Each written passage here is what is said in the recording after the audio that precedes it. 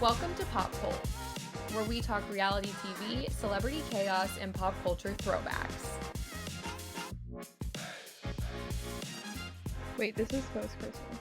Yeah. This And would New be Year's. like Wait. before. I think it would be like either on New Year's or right before. On New Year's, January 1st. On New Year's? I was gonna say, Yeah. happy in-between week when you're waiting around between Christmas and New Year's not knowing what to do. I know. Why are all of our holidays at the end of That's what I'm saying. Well, it's a new year, so perfect chance to have a new episode come out. Welcome to Pop Cult. We're your hosts. I'm Julia. And I'm Avery. And we post 2 episodes every single week. And we are so excited to be entering 2026 with you guys. Tuesdays are for our reality digest, where we're going to cover the previous week's reality TV moments. And Thursdays are for our fame files, which is what we're doing today, where we revisit defining stories throughout pop culture history. Today we're going to talk about Brittany Murphy. And her very strange death and everything that came along with it. It's a weird one. Just lock in. I feel like I didn't really know a lot about this other than that the only All thing I that I know had is that really she's heard, not alive. Right. And she died young. And the only thing that I had really heard about her cause of death was that it was from the flu, which is not true. I didn't even know that.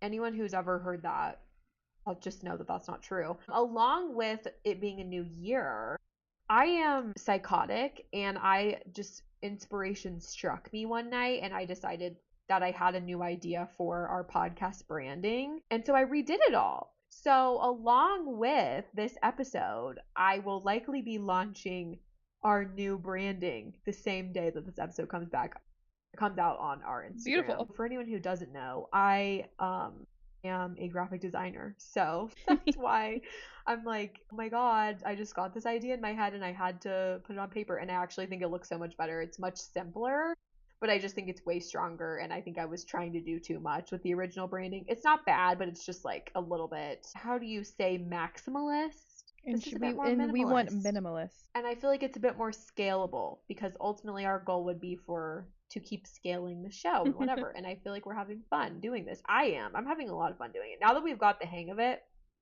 I'm having a good time. Yeah, one day Avery and I will see each other again on our software. Yeah. Because currently, in order for me to be able to record and not have it kicking me out every 10 seconds, I have to have my camera off. Don't ask us why that works. That just is what happens. We've had so many technical difficulties. It's like, hopefully it's like new year, new software. And no, actually, you know what it is? New year, new laptops. Because new year, new laptops. God, our laptops are so old. I got mine my freshman year of college in 2017, so mine is almost 10 years old. Mine is from 2018.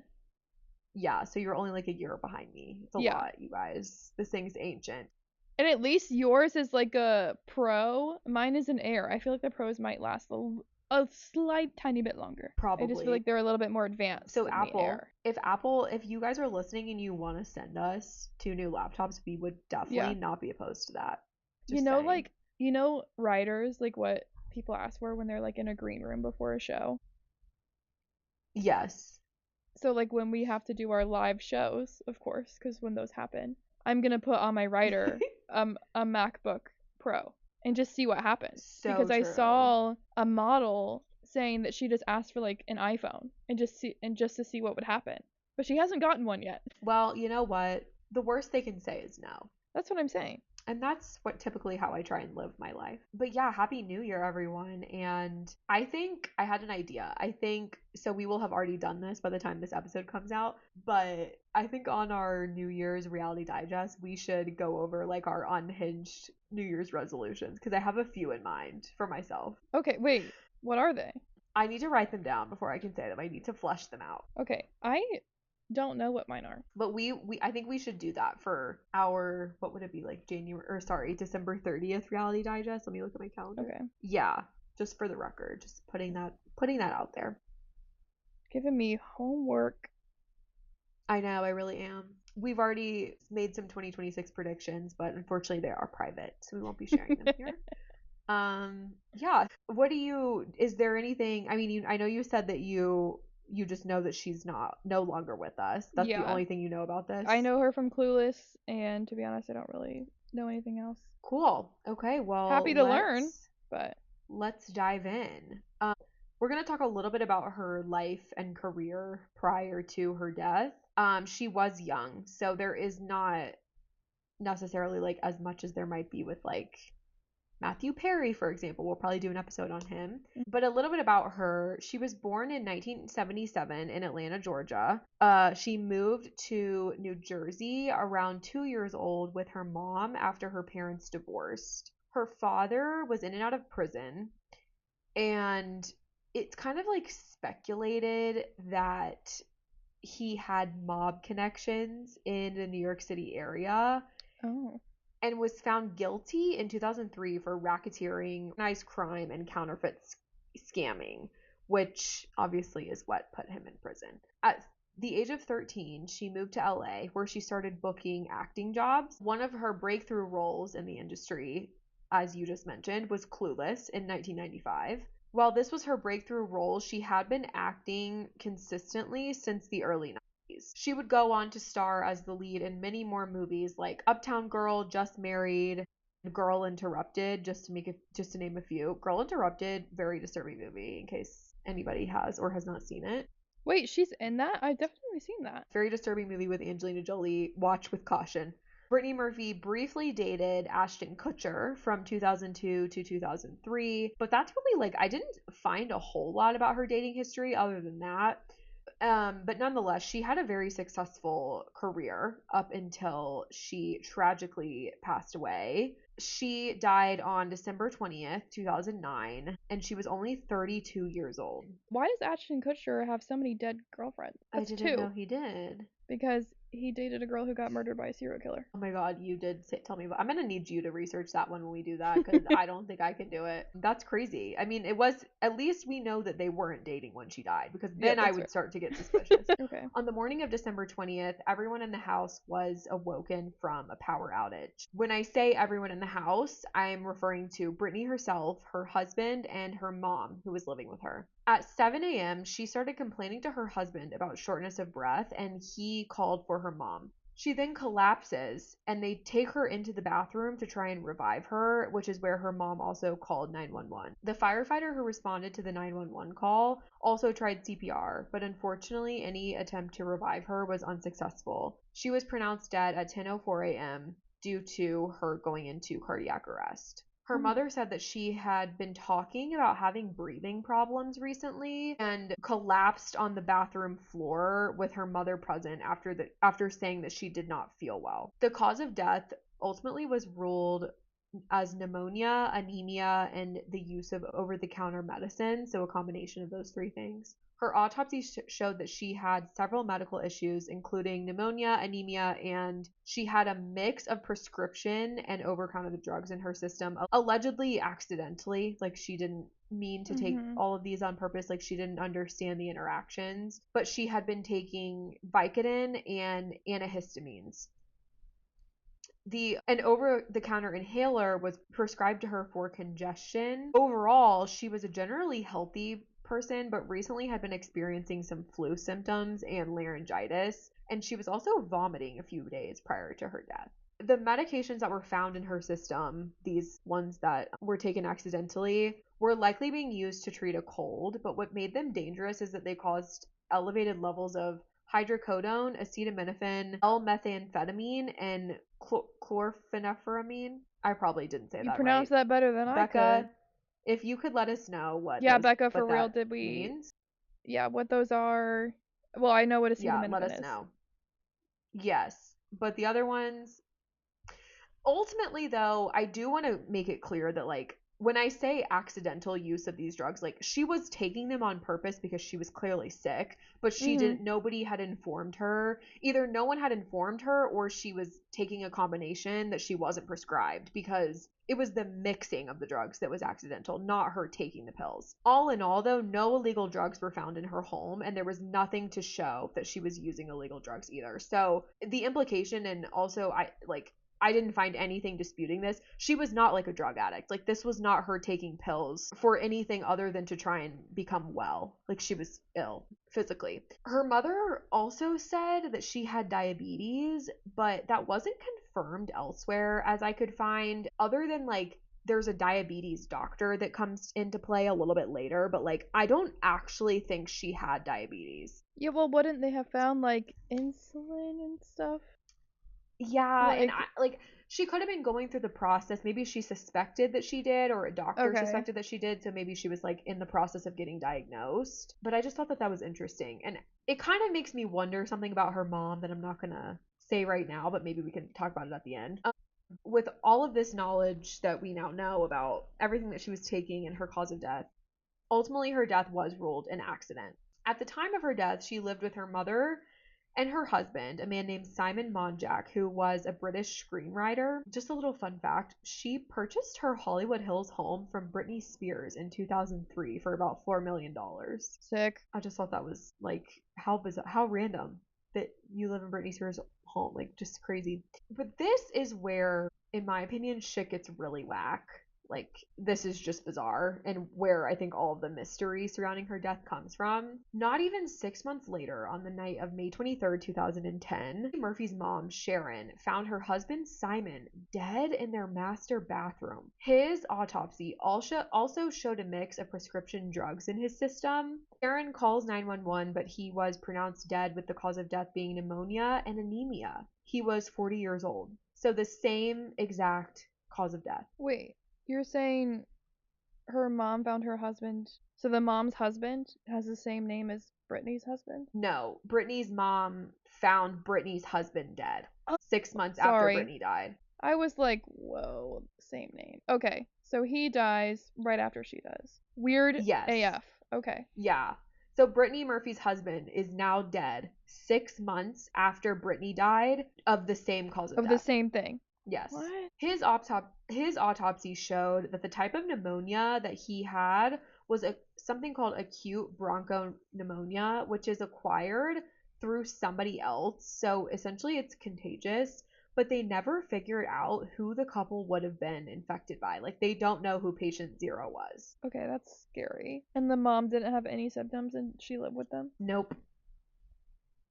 That's weird. While Simon was found with many drugs in his system during his autopsy, it was ruled that those did not contribute to his death directly. Sharon said that he had also had a fever and felt weak in the days leading up to his death.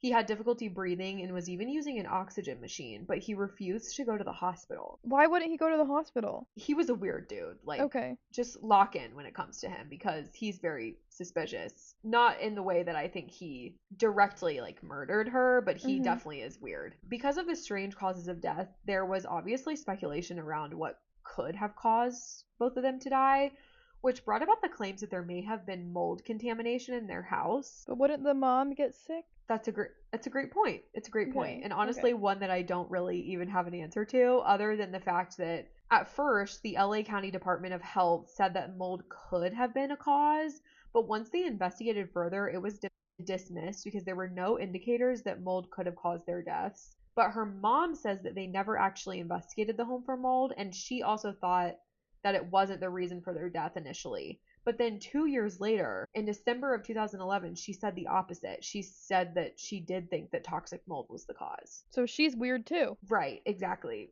Point blank period.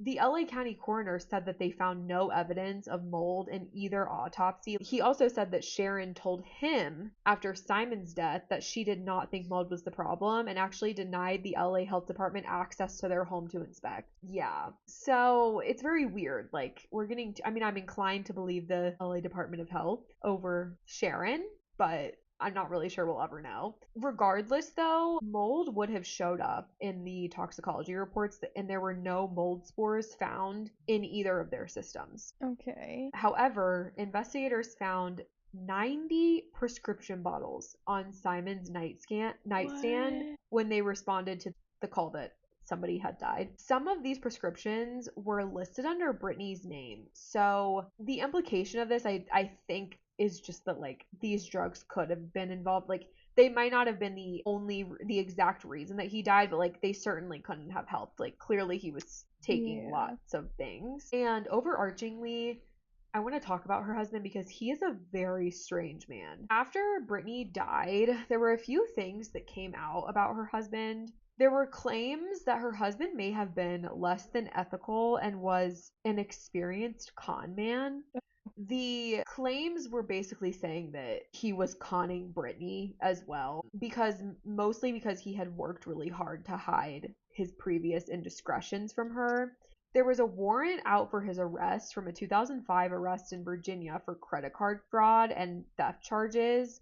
And he was also sued in 2006 for $500,000 by a New York mortgage firm, and again that same year by his ex-wife for $63,000. Oh, so he was married prior. Correct. The Virginia credit card fraud charges ended up getting dropped, but he did have to pay back the mortgage firm lawsuit. I'm unsure about the lawsuit against him by his ex-wife, but he had also been evicted from 4 homes over a decade. Oh, that's sketch. Yes, exactly. While not much is known about his marriage to his first wife, there have been claims that he was awful to be married to or just to be in a relationship with in general. His ex-fiance, so he's been married, but then he's also been engaged separately.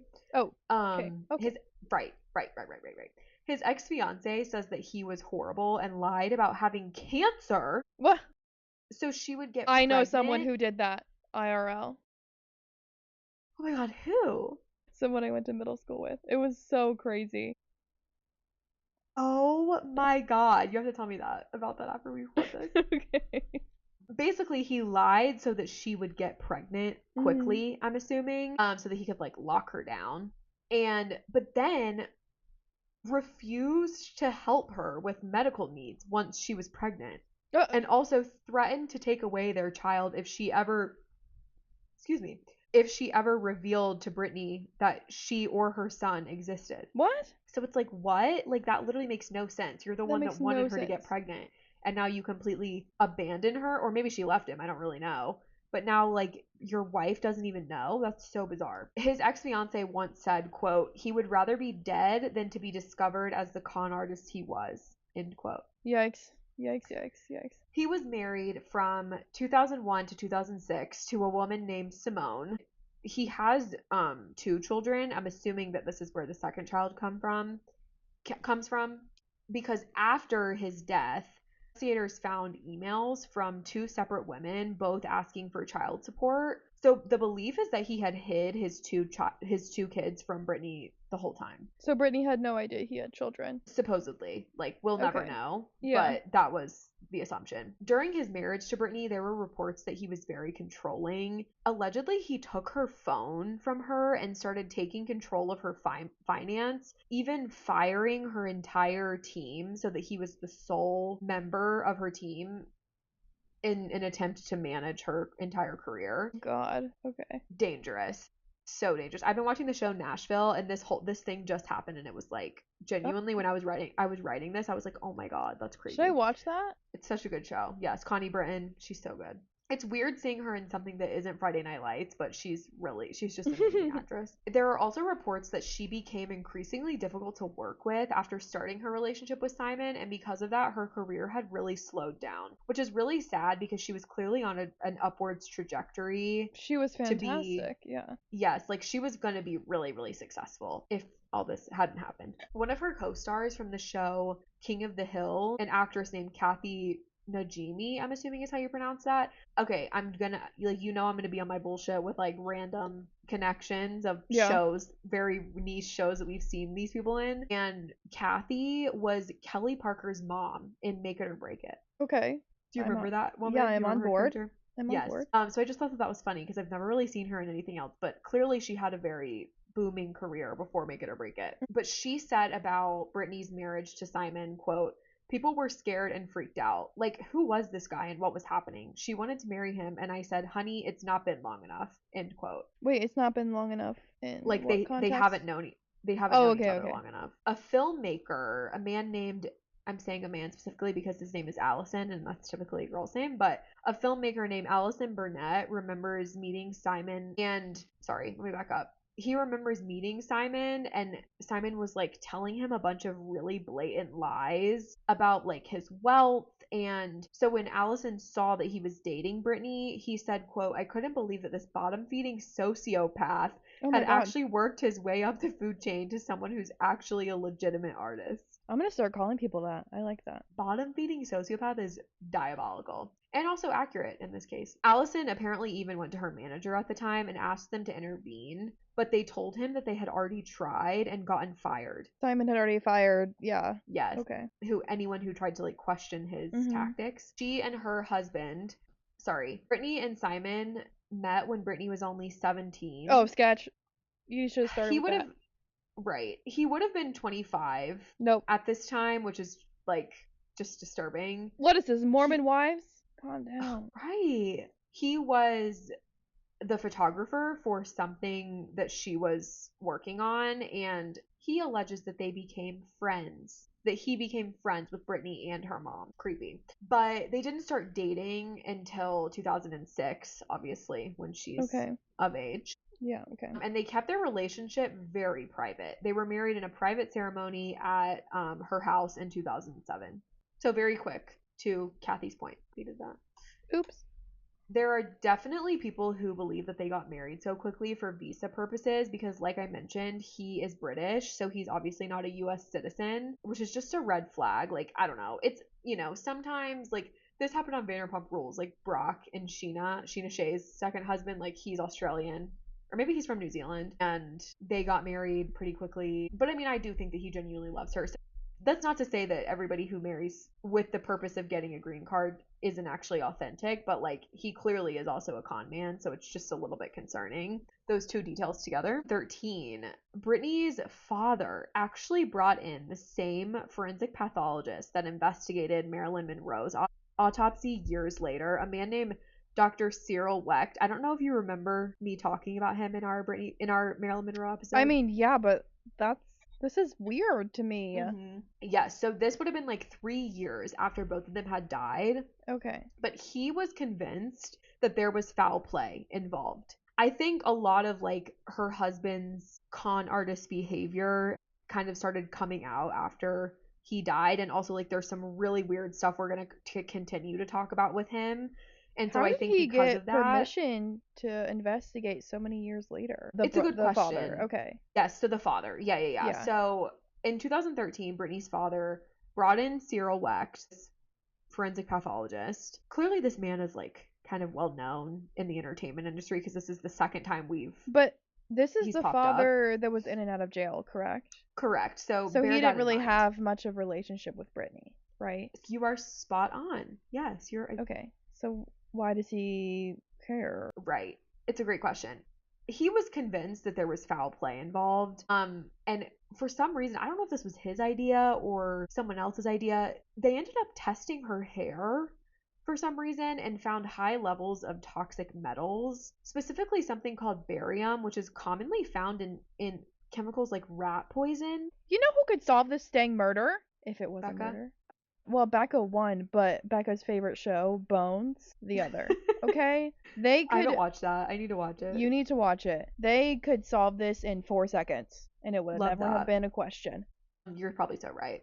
That's how I feel about Criminal Minds too, We need to get Aaron Hodge on this. Oh my god, my mom and I were literally talking about this the other day. Spencer Reed. We could not remember the name of Matthew Gray Gubler's character. Oh. And it just hit me right now. The LA County coroner even said that the case did not warrant being reopened based on the recent test results, and that the strange stuff found in her hair would have been from the fact that she dyed her hair. So She dyed her hair with rat poison? I think it's just like the same type of chemical. Like it's Okay, not like okay. it's, when I say rat poison, it's just like that is a chemical that is also found in rat poison. So like potentially that could be something concerning. But because it's also found in something like hair dye potentially, the LA County coroner is saying like it's not going to be reopened. So to answer your question about like how did he get the permission to do this, I'm assuming that the hoops that you have to jump through to extensive testing are less trouble than what you would have to go to take that testing to justify the case being reopened.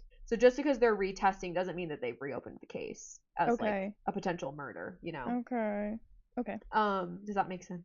Yes, it does. The LA County coroner did express how it was very confusing and unusual that someone of her age would have died from the conditions that she did, being pneumonia and anemia. Pneumonia specifically because like she's just really young for something like pneumonia to take her out. If she were older, like 70s, 80s, it would make more sense. But he just didn't understand how they could have gotten to such an advanced stage without intervention. Because if she had gone and gotten treatment, she would have been just fine. That's what I'm confused by. Like, why wasn't she in the hospital when she had stated she was having shortness of breath?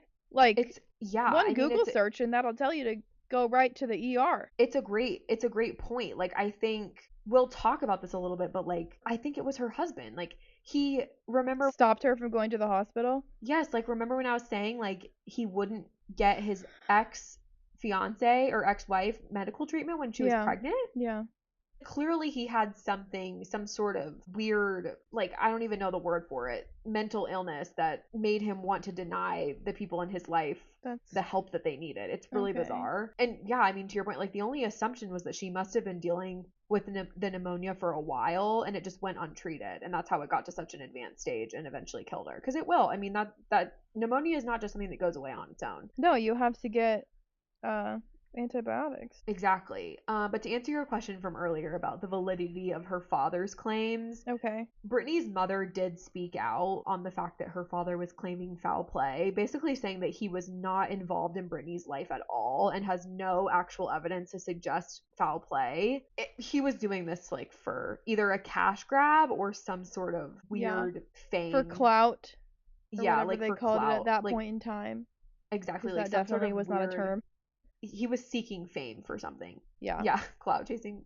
Honestly, I'm shocked that it took this long for that word to come about because it's so accurate. But he was convinced that she was poisoned and even blamed her mom after Simon died, but initially thought that Simon had something to do with it. But then Simon died from the same cause. He's on something in the sense that, like, that looks sketch as a hell. You were there for both deaths and you think that's not weird? And, like, you're fine.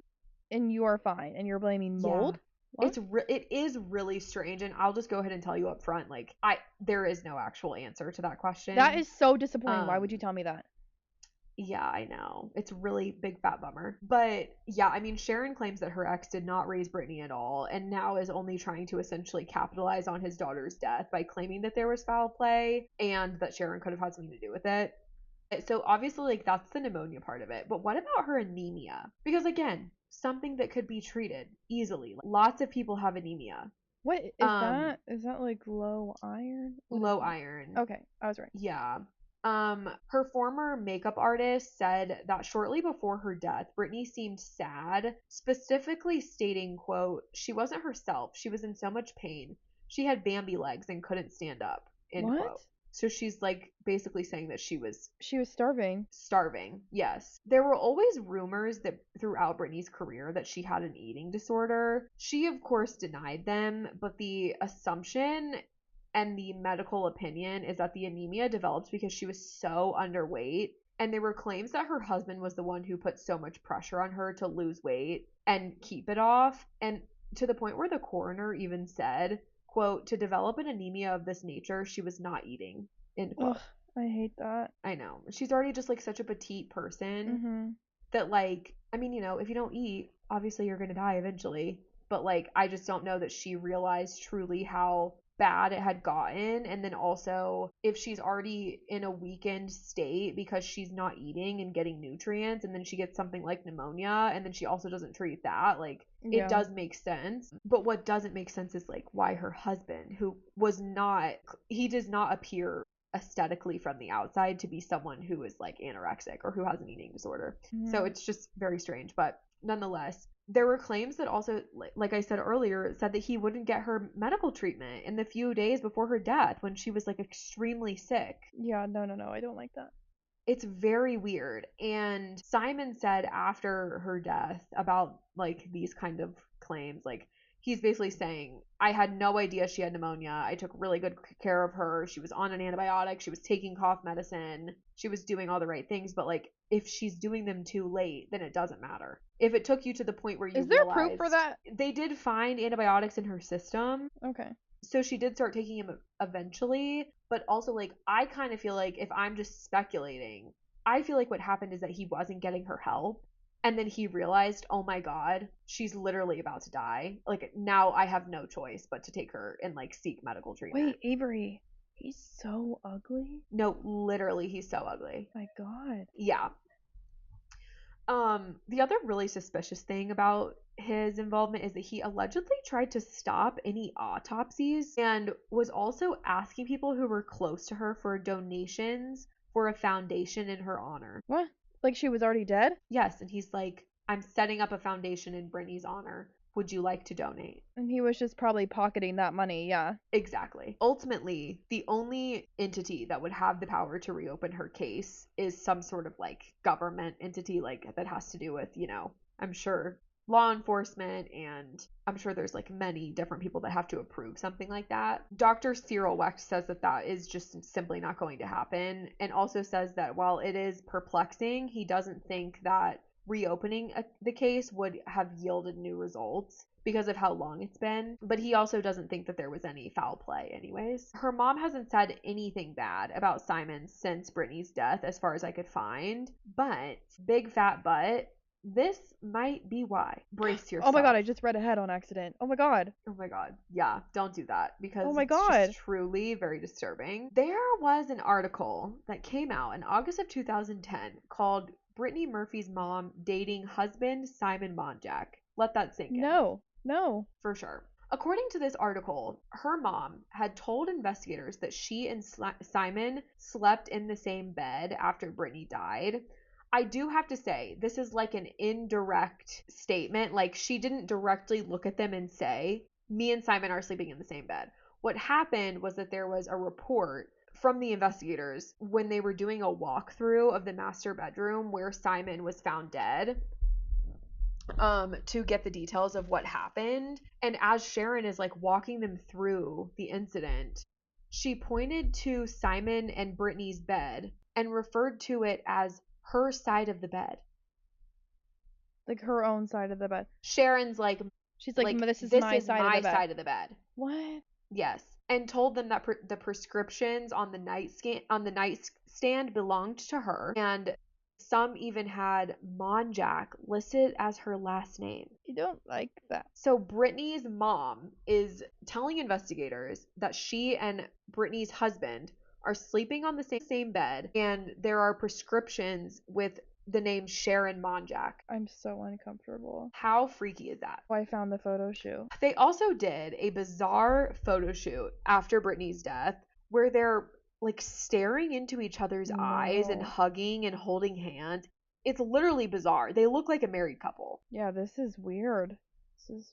There's a picture of them like standing together holding a photo of Brittany, but they're like have their arms around one another. And they're in like black turtlenecks or something. Yeah. It's so weird. When this episode comes out, I'll have you you should post it on the Instagram. Okay. For people to see because it's really, really strange. Yeah.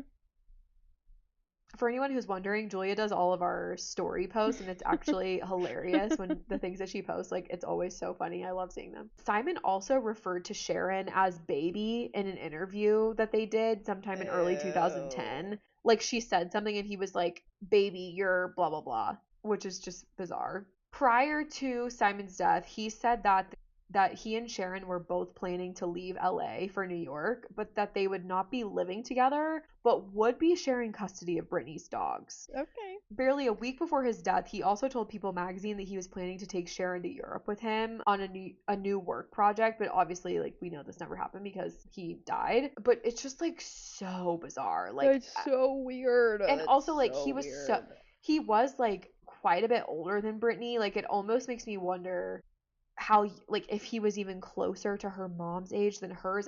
I don't know. Really strange. She has obviously denied any rumors that they were romantically involved and has largely stayed out of the public eye since Brittany's death, only speaking on it when Brittany's dad started making the claims about foul play in 2013. Mm-hmm. Brittany's will did state that her entire estate would be left to her mother, Sharon. Her husband was also not listed on the title of her house, but this was all done before she was married. So, like, I think that could be considered weird. Good, I'm glad.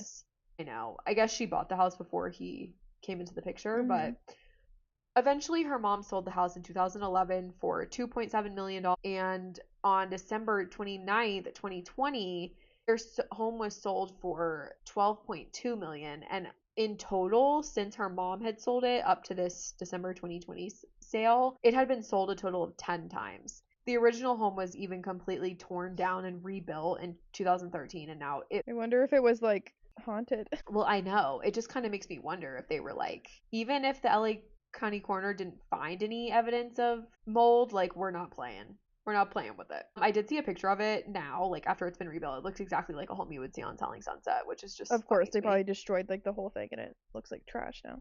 All of these LA houses looks just alike. Her brother, who she is not really close with, also says that her estate is run by a combination of 3 people. Very strange. Sharon, her mom, an editor of a major Hollywood newspaper, and a doctor that she had been seeing for diabetes. Very weird trio of people. That don't make no sense. Yeah.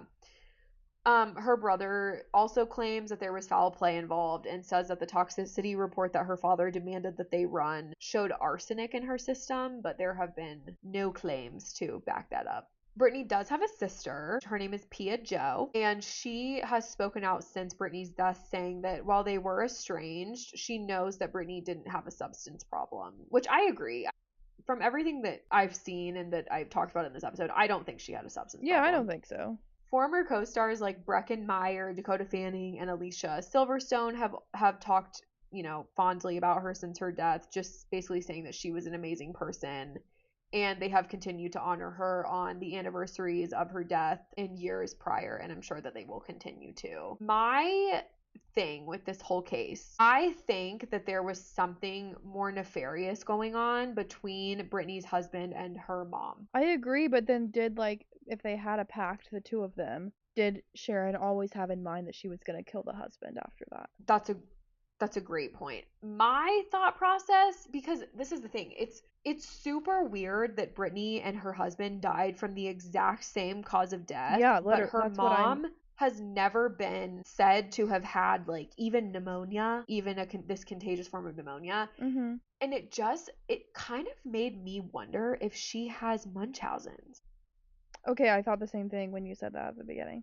When you claimed the diabetes thing. Yes. Isn't that weird? And it honestly makes me wonder, like, because obviously, like, we see her cause of death.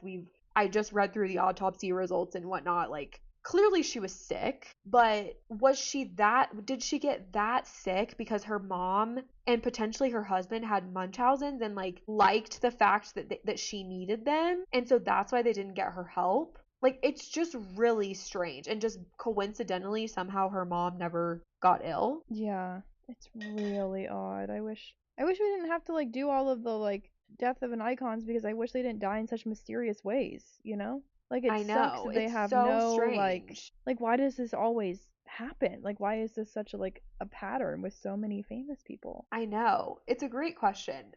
And I feel like she had a relatively unproblem. It's not like she was like, I'm trying to think of an example here.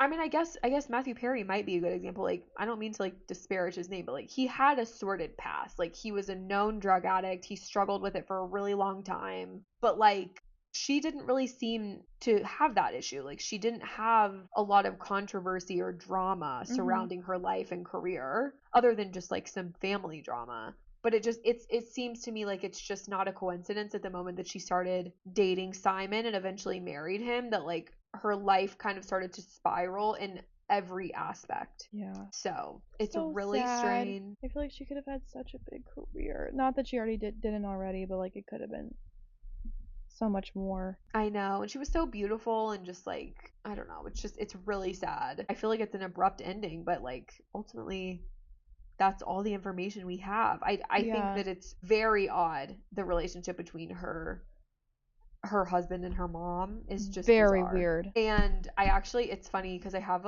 another, it's not funny, it's disturbing, because I have another potential topic on our Fame Files list, which is about Woody Allen marrying his stepdaughter. Creepy as hell, and it's giving the same energy. Who is that? I know that name. I know who that is, but like, who is that? I think he is an actor, writer, comedian, and filmmaker. For some reason, I thought that he was a helpful. musician. This was a little bit of a shorter one, but it's just, I mean, it's like, unfortunately not that much is known, but I was really interested in the details because I have heard about, obviously, like, the case, for lack of a better word, for a long time, but I just never really knew the details. No, I did not know the details, and I'm sad there weren't many, because I feel like it was just kind of dropped because Yeah, nobody nobody stood up for her post her death, and that's just really I sad. know. It's so sad. And also the fact that I think, when her husband died, it's kind of like, okay, well, I guess they were just sick people. Like, there's Like, to no. me, that would have kickstarted a whole thing. Like, it almost would have Right? been good for her that happened, but for some reason it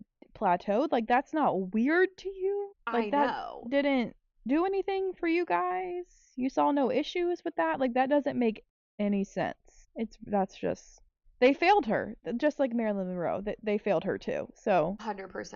And the fact that, these two separate people who their only thing that they had in common was that they were married to one another had the same had the same very strange cause of death yeah. is just really, really strange. And like 6 months apart isn't a long amount of time. Like, why did it take so long for the pneumonia to start showing symptoms for him post I her death? know. Like, that can't be like the same strain, right? Or can it? I'm Mhm. not a doctor. I don't know. I guess like my only assumption is that it killed her faster because of how small she was, and she was probably And she already wasn't eating. Yeah. immunocompromised. But then it's like, why did he have anemia? Was he also starving himself? Or like, I'm inclined to say no, Yeah. because I highly doubt she was pressuring him to be thin. He's not, Absolutely. for the listener who doesn't want to look up a picture, he's not a thin guy. He's a big guy. No. Sorry, not trying to be an asshole, but like, he's not skinny. So I don't know. It's very bizarre. And if anyone has any theories, I would love to hear them. Please. We need this solved ASAP. Seriously. Somebody reopen this case. Genuinely. And But we'll help. And I'm going to bring. Dr. Cyril Wag said it wasn't possible. Okay, well, that's hit one man's opinion. I need to find his contact information. Reach out. I'm going to reach out to his management. What if you just called Taylor up? What if you just called Taylor up? What if you just called I'm gonna Taylor up? try. But yeah, that brings us to the end of another Fame Files episode. Next week we have a reality digest on Tuesday, of course, and on Thursday we are releasing our Fame Files episode with special guests, our mothers. Heck So yeah. we have no idea how it's gonna go. No, zero. It could go badly. Could go really well. So yeah, I mean, it's really a mixed bag. Like, enter at your own risk, Us too. We're entering at our own risk. Genuinely, story of our lives, right? But they're gonna get mad at me for saying that. Anyways, also, we would love to hear your thoughts on our new branding, which comes out today. Oh yeah, let us know. And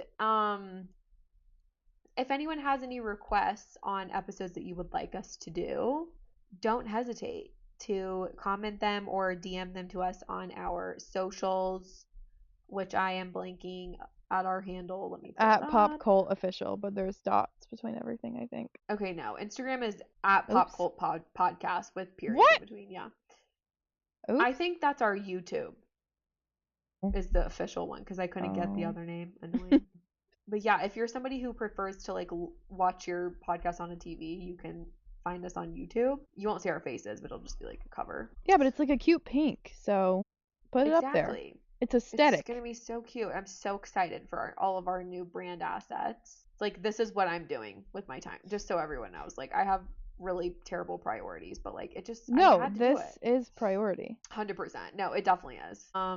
But yeah, thanks for listening, everyone. Thanks for listening. Happy New Year. Happy New Year. Go make a 2026 Pinterest board and share it with us. I want to see. Oh, yeah. Want to see what you want to do in the new year. What's your vision board for this year? Yeah, I want to see it. Your resolution. Share them with us. We'll make it come true. Right. Truly. Hopefully. Hopefully. We'll manifest it for you. Yeah. Of course. All right, ta-ta for now. Bye-bye. Thank you so much for listening. We hope you enjoyed this episode, and we will see you next week for more pop culture chaos. The stories we cover are based on research and publicly available sources. While we strive for accuracy, some details may be disputed or unverified, and this episode is for entertainment and informational purposes only.